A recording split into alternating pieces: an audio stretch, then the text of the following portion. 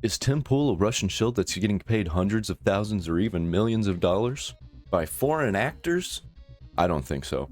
I think that he thought that he was getting money from a company that was similar to the Daily Wire, that had similar views as Tim Pool. And I don't think Tim Pool was saying things because this company was telling him to. I think the company was giving him money because Tim Pool was already saying these things, which I agree with most of what Tim Pool thinks. And I think that he doesn't actually say what he really thinks about Russia. We should be working with Russia. We should be doing everything that we can to be influencing Russia with our economy. We need to be selling them our blue jeans and pop music. But apparently nobody understands that's a thing that we actually need to do in order to keep power in the world. We can't let these super powerful countries be doing their own things. They have to be doing our things or they're going to take us over because they don't like us. So Tim Pool calls into the Daily Wire and sets the record straight. Joining us on the line right now is Tim Pool. He is host of Timcast IRL, a CEO of timcast.com, and host of the Culture War podcast. You can see that over at his YouTube channel. Tim, thanks for joining the show. Great to talk to you. Thanks for having me. So there are two big stories that you are currently involved in. One wasn't enough for you. One of them is, of course, the very widely covered story about a DOJ indictment involving apparently Tenet Media. Tenet Media, according to the allegations, was being paid effectively by a Russian front. And when I say the company was, what I really mean is the founders of the company apparently were, if the allegations in the indictment are true. And all the media ran with was that because you are a host whose show is posted at Tenet Media, that this must have implicated you or Dave Rubin or Benny Johnson. Why don't you give us sort of the rundown of what's going on here? Yeah, the simple version. Also, I don't really understand what the problem with taking money from people from Russia is. Are they taking money from Putin directly, or are they getting it just from some rich people from Russia? Because I don't think that should be illegal unless they're actually doing some illegal stuff. I don't know what was illegal. Nobody's telling me anything. Nobody's saying anything. All I keep hearing is accusations and dumb people thinking that Tim Pool is a Russian shill, and I don't think that's the case. Is the Culture War podcast existed well before Tenet Media or any licensing agreement. We had the show, so I've got multiple YouTube channels. One is youtube.com/timcast. That was my original channel where I used to host a 4 p.m. half an hour podcast. I've been watching Culture War since the first episode, and it used to have nothing to do with Tenet Media. We switched formats because I have a couple channels. One was redundant. I have another one that's basically the same thing. They're kind of redundant. So we turned this one into a Friday morning live show about cultural issues. So it's politics doesn't, come in relatively often, but, we did one on dating. We did an episode on simulation theory versus Christianity and religion. So it's not an overtly political show. That show was licensed for principal broadcast, non-exclusive to Tenet Media. So what was happening was people from Russia were paying these conservatives or people with conservative values because they wanted to push these views in America. And I agree with these views. I don't know. It's a melting pot. Are these people actually Russians? Are they American citizens too? Because if they're American citizens and they're giving money, then what's the problem? It's like we have no information except for the fact that most likely the newscast hosts who were implicated in this have nothing to do with it. And everybody's focused on this one issue right now, and they're not focusing on all of the politicians who take millions and millions from foreign actors all the time, i.e., Joe Biden. Media, that's it. The show exists still to this day, and it will be at youtube.com/timcast on Fridays. So with this story, we're hearing that these allegations, it's kind of crazy. I mean, Lauren Chen, I guess she's been fired from the Blaze. I don't know a lot about what's going on. In fact, I think I only talked to her a couple times this year. For me, we had an existing show that a new show we had launched, had been up for a few months. We hosted people like Vivek Ramaswamy on it, and we were preparing to engage in sponsorships, and they were getting hundreds of thousands of views per episode.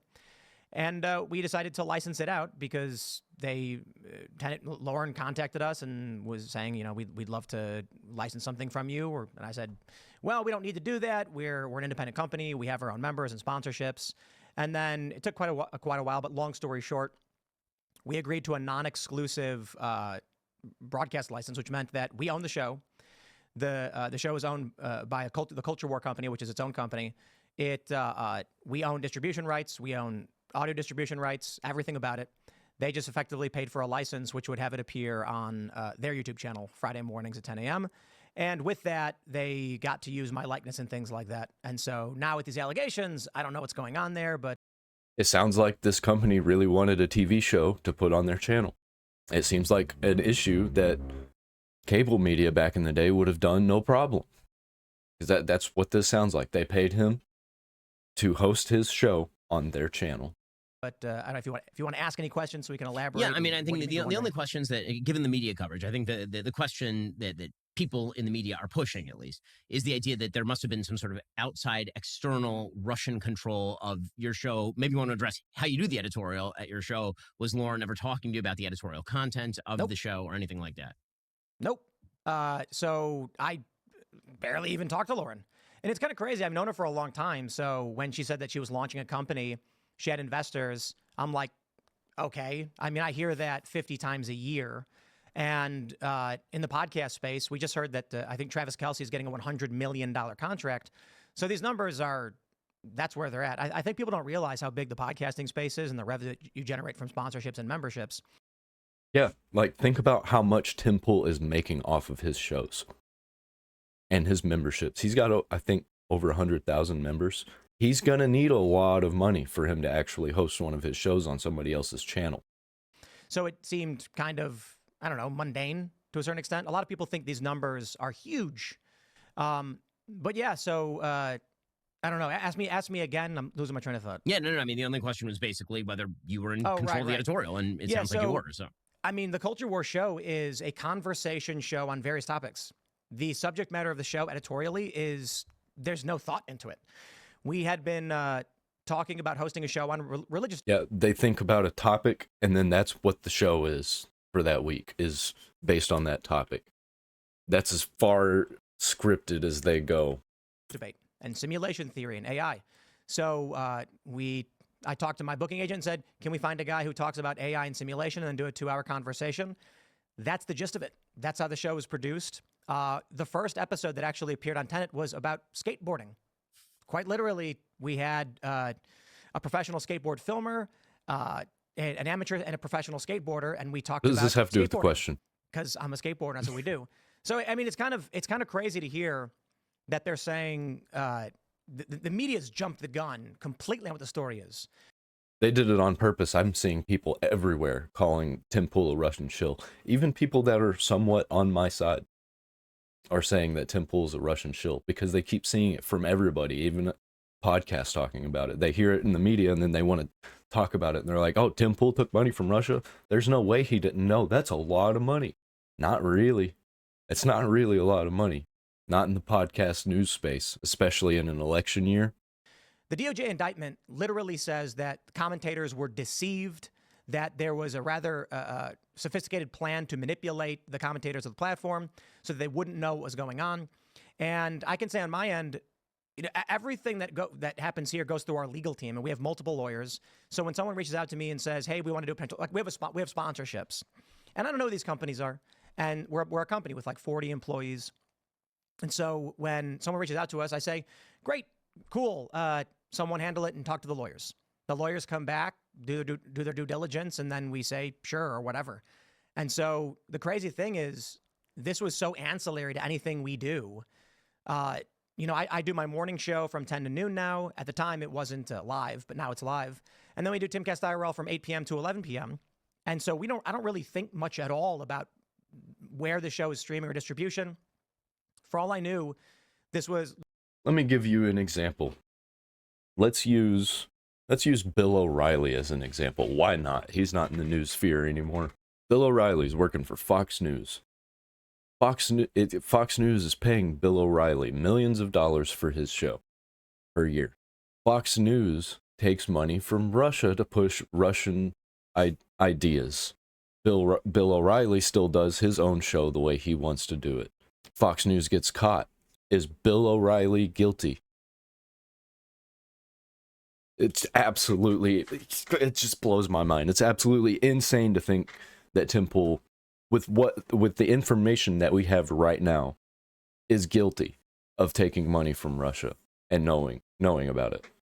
Absolutely insane. And the mainstream media and even independent leftist media are pushing this like it's truth. And now, stupid people are just going to believe it forever. Because they'll hear the story once, and they'll even hear that the story is not true. They'll just be like, oh, too much time has passed. There was definitely a cover-up. You know, Lauren Chen, she works the Blaze.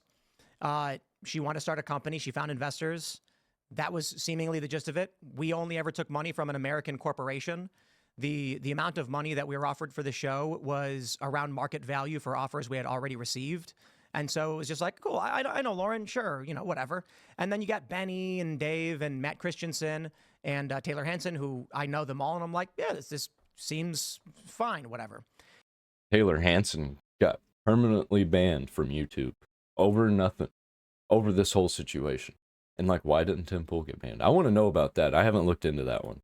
And the crazy thing is, you know, assuming all this stuff is true, I'm like, man, this sucks. We didn't need the deal. The deal didn't do anything for us. It was just, sure, I guess. And the bummer is, now with everything, with the way things are going, we could have just run the culture war on my channel with 1.3 million subscribers as it is, and just made money on our own through sponsorships as we already did. So it's frustrating to get entangled in whatever it is she's accused of being involved in. Folks, our friends in Israel need our help now more than ever. So what he was saying right there was basically like, he didn't need the show to be on Tenet, but he didn't bring up the reason why he's doing it, why he put it on there, because there was a reason. He put it on there because he wants to put his fingers in multiple pies. It's just that simple. He just wanted to be in more places than just one. Somebody searches for timcast. I mean, everybody that wants to watch timcast pretty much already knows about timcast. But there are some other people that are going to watch these other shows on Tenet Media, and then they'll start picking up Tim Pool's show. People who aren't necessarily a fan of Tim Pool or the politics of Tim Pool. There's probably some other reasons why he did it, but I don't think it was to take money from Russia. Ever. If you're looking for a tangible way to support the Holy Land, you need to check out Artza Box. Artza brings the essence of Israel right to your doorstep. Every 3 months, you receive a carefully curated collection of authentic Israeli products, a treasure trove of handcrafted gifts, beautiful artwork, delicious foods, aromatic spices, and more. It's like taking a journey through the land of the Bible without even leaving your home. Here's why Artza is really special. With tourism at a standstill and many Israelis displaced, your subscription directly supports small businesses and charities in Israel. You're not just getting amazing products, you're providing a lifeline to real people who are struggling right now. Each Artza box is designed to connect you with the rich history and culture of Israel. Let me tell you, it has become a favorite in the Shapiro household. My kids love exploring every new box that arrives, learning about Israel's heritage, tasting the flavors of the Holy Land. It's great stuff. Use code BEN10 at artzabox.com for 10% off any subscription plan. It's a beautiful gift for your family. It's a great way to deepen your connection to the Holy Land. Most importantly, it's a blessing for the people of Israel when they need it the most. Head on over to artzabox.com right now. Use code BEN10 for 10% off. Trust me, you will love what you receive, and you'll be making a real difference. That's artzabox.com, promo code BEN10. Support Israel in a tangible way. Get your Artza box today. Yeah, and it must be frustrating also. I mean, listen, you and I disagree, I think, on some of the elements around the Ukraine war, but the idea that's been put forth by the media is that somehow you are being paid directly by Vladimir Putin in order to express those views, and that therefore anybody who disagrees with sort of the Democratic take or even the sort of moderate Republican take on this must be paid by Russia. That, of course, is an absurdity, and I think it is wrapped into a broader narrative that seems to be ramping up just in time for the election, which is that Russia's going to interfere in the election on behalf of Donald Trump, and that everybody on the right is in some form or fashion working for the Russians, which is why they're for Donald Trump in the first place. Yeah, here we go again. I mean, my views probably align more with the Libertarian Party. That's it. Russia sucks. I'm not a fan of Russia. I think Vladimir Putin is a dictator who's used unethical and dictatorial. Of course, Tim Pool would say that after he gets caught being paid by Russia. Of course, he's going to say that. Because the FBI is on his trail. That's what everybody's saying. Means to maintain power for decades. And I've long said that. My principal point is, my opposition to the war is that we are spending hundreds of billions of dollars at a time when we're dealing with infrastructure problems, we're dealing with border problems. True. And now with the clip they're circulating right now is my exasperation and outrage to hear that with U.S. resources, not weapons, but with training and things of this matter, Ukraine's invaded Russian territory, pushing us to the brink of large-scale international conflict, which terrifies me. And so that pisses me off. That being said, Russia should never have invaded Ukraine. Russia was wrong to do it. They lost the soft power battle, and they're resorting desperate. Yeah, but what else were they going to do? They kept getting poked at and poked at and poked at. I'm telling you, you keep poking me in the side, I'm going to slap you, and it's going to cause a fight. So quit poking me. That's basically what happened. Tactics to do it, and then we find ourselves entrenched in some conflict because of Ukraine. They're posting these things about, I remember I went out with you guys. I had supported Ron DeSantis early on, 21 or in 2022, until things started to shift. I felt like Ron wasn't going to be able to win. Now they're acting like that was all of a sudden I got paid to change my opinions. And this is the unfortunate thing. The ultimate smear is the revenue that we were paid through the licensing deal was... Yeah, people just see one video from like 2 years ago and they're like, oh, he likes Ron DeSantis. And they see another video 2 years later where he's like, I hate Ron DeSantis. And they're like, oh, he must have been paid to change his view. No, it was a slow process. I've been watching Tim Pool every single day, and I bet a lot of people who are going to watch this video watch Tim Pool every single day, or most days. I don't watch him every single day, most days. So I can see when he shifts, and it's slow, and I can see the events that cause it. And I can tell you, from what I've seen, watching Tim Pool multiple hours every single day, having him having actual conversations with people where he's just like unfiltered and uncensored. He is not a shill. He doesn't need money from Russia. He's got a lot of money. He's got a lot of people that will give him a lot of money if he needs a lot of money. Inconsequential to my lifestyle, to the bottom line of the company, and we've actually never done anything with it. I would say, the overwhelming majority of the money is just not gone anywhere. And then, we have people tweeting at me like, give the money back or whatever it is. Like, dude, let me put it this way. We're talking to our legal team. I can say that I just announced I've been contacted by the FBI as a victim of a potential victim in a crime. They have potential stated that victim. I may have information relevant to their ongoing investigation and requested a voluntary interview. So don't do it. Engaging with counsel, we are going to provide, assistance in whatever way we can. And that's about it. I mean, it's they say it's like an arm's length deal. That's what it's always referred to. And I'm like, man, I don't even know what that means. I know that we had a show that already existed that talks about video games, dating, culture, some political issues. We had an Israel-Palestine debate, and we licensed it for publication, non-exclusive. That's the crazy thing. It was not even an exclusive show. It's a non-exclusive. We published it other places. We own the rights for all of it. And so now we get entrenched in whatever this is. And I'm just like, nah, I don't have anything to do with this. I don't know what it is Lauren Chen was doing. I'm quite perturbed. Yep. Now what's going to happen is Tim's just going to pull back and not work with anybody again, which really sucks because I wanted to see him work with some other people that are around his size. But this scared him, which is only going to make him more powerful as an individual. Just saying, Democrats. By the allegations. I don't know what'll turn out to be true, but I'm pissed. So that's one story involving you. The other one is that you are suing Kamala Harris. The Kamala Harris campaign put out a tweet it really is an absurd tweet. I mean, they put out a tweet effectively saying that you were calling for violence, or that you were saying that Trump should actually arrest people or execute people based on whim. If you watch the clip that's posted, that is 100% not what you are saying.